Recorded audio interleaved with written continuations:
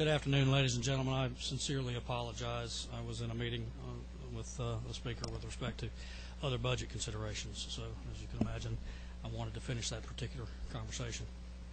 What we have in front of you is the tracking sheet for the House Committee on Appropriations for Higher Education.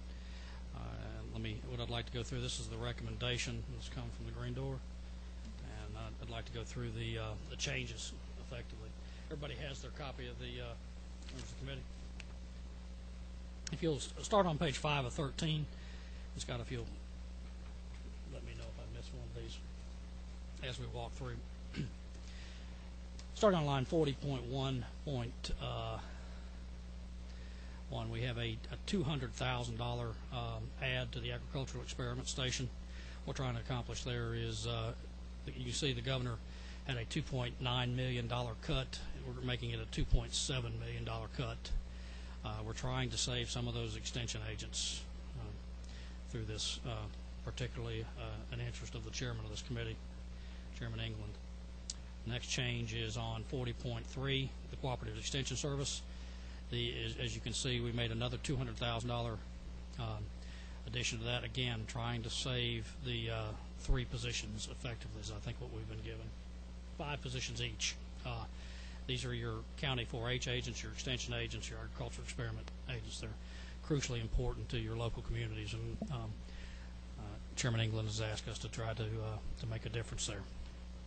Next page is, the next changes are on page 6 of 13. The special funding initiatives. There's always a great deal of conversation in this, and I want to point out, contrary to the representations of an individual from the institution, that the Medical College of Georgia was not cut in either of those programs that have been receiving a special funding initiative for several years. And I take it not well that was a individuals were given that indication when this committee has not taken any action, and you'll notice that nothing was cut. That's probably due mostly to Representative Barbara Sims and her advocacy for those, just so everyone knows. Let's come down to lines 40.13.3. You'll see there's a reduction of $166,000 in the Accountability Plus program. That's just an austerity cut. There's a little bit of a reduction in funding on line 40.13.4 for the Leadership Institute of $44,000.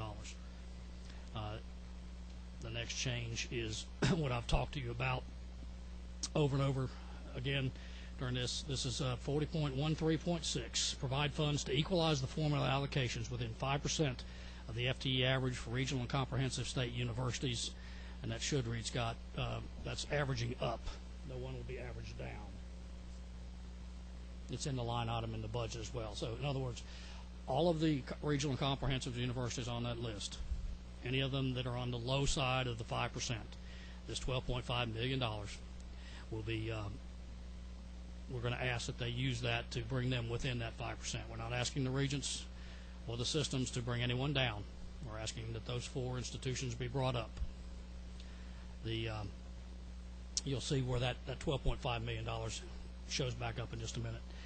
Okay, 40.14.3, that's the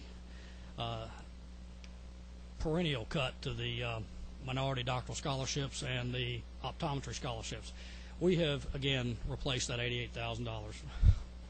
Maybe someday we'll get a budget that actually doesn't have that in there. And we'll continue to put it back in. All right, the program net, is that the that's the math on that at the bottom. Okay, turning over to page 7 of 13.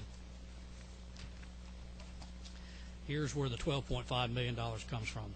This is just a small cut, not even a cut. It's a small transfer of funds from the teaching program to the allocation equalization. It's analogous to what we've always done and for fast-growing institutions and that type of thing, so that they can catch up with the 2-year lag. This is $12.5 million spread out over a $5.1 billion programmatic element.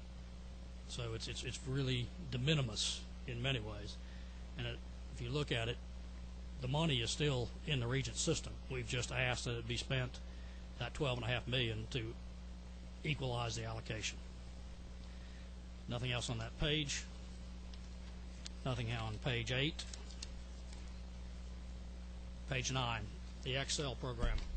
If you'll remember, in the governor's and in the Hope bill, there were several programs that have always been funded with lottery funds that we had to make a determination whether or not to fund with state dollars now out of the general appropriation.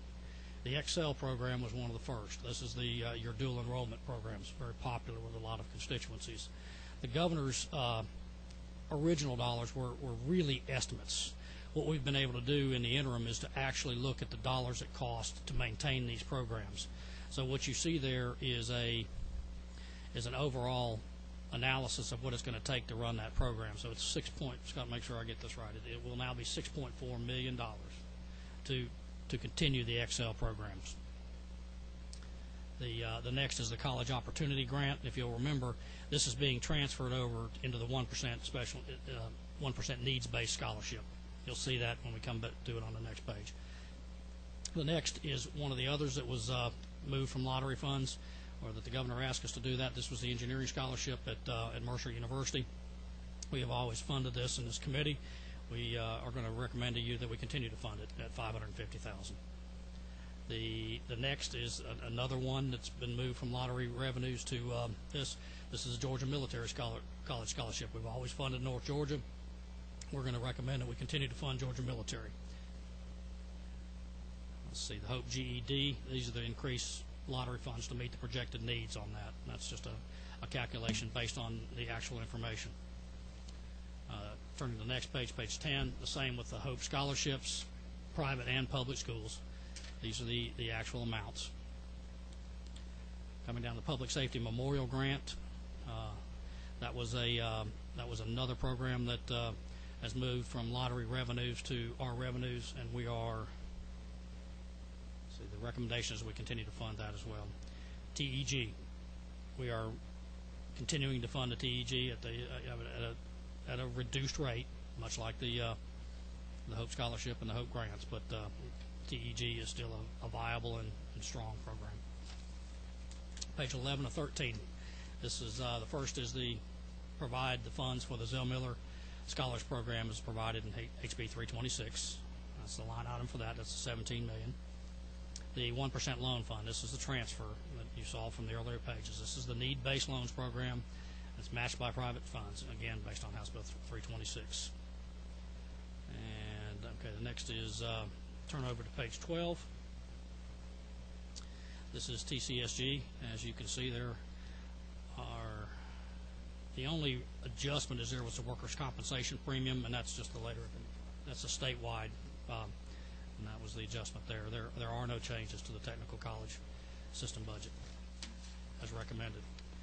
Okay, the one thing that I will mention is that if you remember that we talked about the digital textbook initiative for $500,000. That was an original. We thought we would have to do that in cash. We find that we can bond that. You'll see that when we recommend the bond package. So,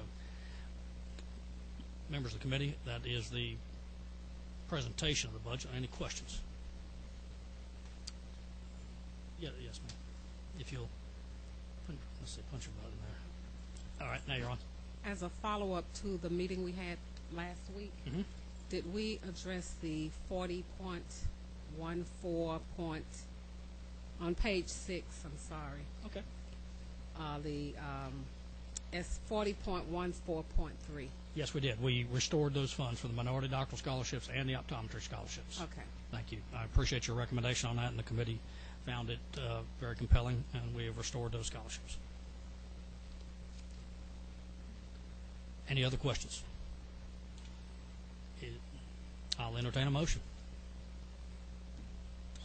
There's been a move and a second. I do want to let you know that I do expect from the House leadership some knowledge of what the bond package may or may not look like. I don't have that yet, so they're still in the process of crafting that. That is above my pay grade right now, so we'll just see how that works out. There's a move and a second. Any further discussion? All those in favor signify by saying aye. Opposed? Thank you very much. We'll send House Bill 78 on to the full committee. Thank you, members of the committee. Again, I'm sorry I'm late.